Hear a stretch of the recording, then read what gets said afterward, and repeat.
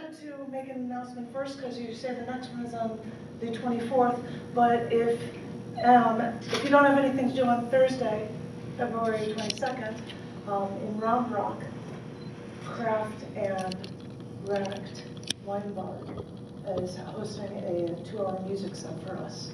John and I will be singing, and he's got the acoustic guitar. We've still got to come up with a set, but we're doing a 2-hour show in Round Rock on Thursday. So if anybody wants to know about it, or if you look on the Facebook page, I'll have more info on it. Craft and Ranicked Wine Bar. Yay! This is the longest set I've ever done. I'm like, oh my gosh, I've been so much reading it. But because I don't know if we'll have time for a second round, I'm going to read 2 of the pieces that I wrote for this theme first. This first one is called Violations Tested. Was driving to meet someone who had so little time off for lunch. Was running late, still a few miles on a stretch of 120 to their office. So, although the sign said 30, I went 55, following a cop speeding down the street. So after about a mile, that copper turned on his lights and he signaled me over. And he walked over to my Saturn, asked me if I knew how fast I was going. And I replied, saying, I don't know. I was just following you, sir. And I waited. If he wrote me a ticket, there'd be a record that he was speeding while not in pursuit. If he wrote me a ticket, his faults would be found, and cops want to think that they're invincible.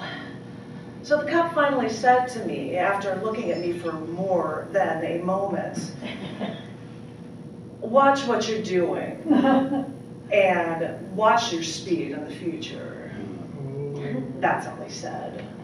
And I nodded very subserviently, yes, sir, and I, a little bit slower, went on my way.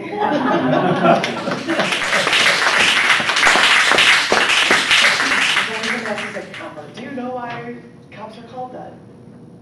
And I'm like, it has something, and I think it has something to do with copper. He's like, their badges were copper.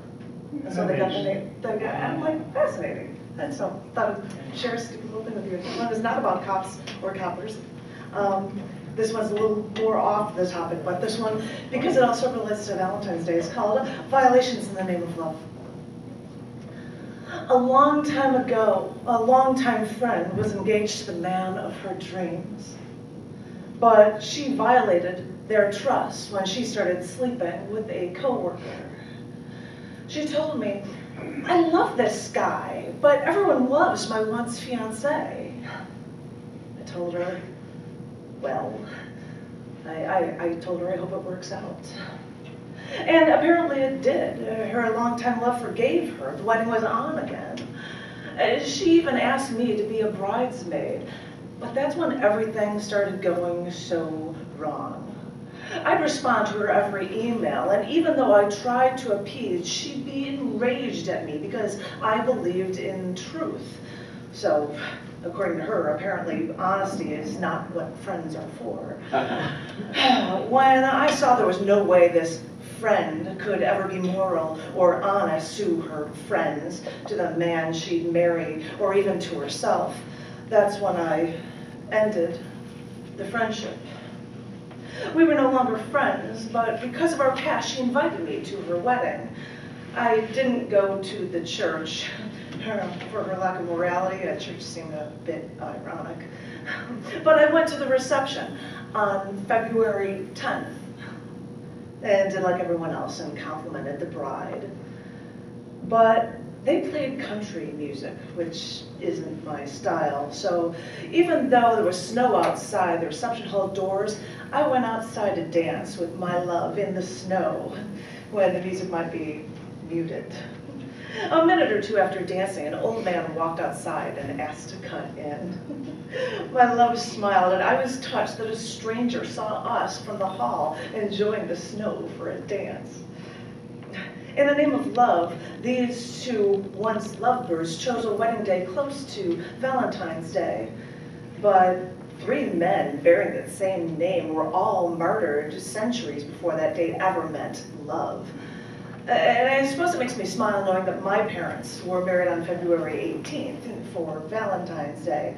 But I should remember that Valentine's Day, before my dad was born, was the Valentine's Day massacre with Al Capone in my hometown, killing 7 guys from the other side.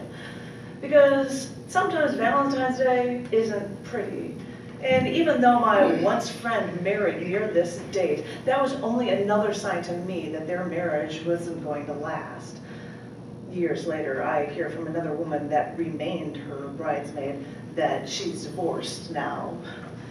She should have known that violations in the name of love could never lead to happiness. Violations of that nature, no matter your implied intentions, will never set you free where true love is meant to be.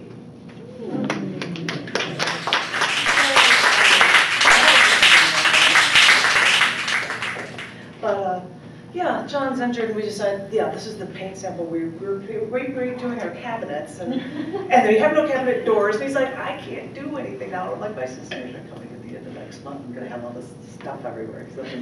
But that's why I've got the big thing there. Sorry. I've been trying to share poems from the periodic table of poetry, because you look for reasons to try to come up with poems.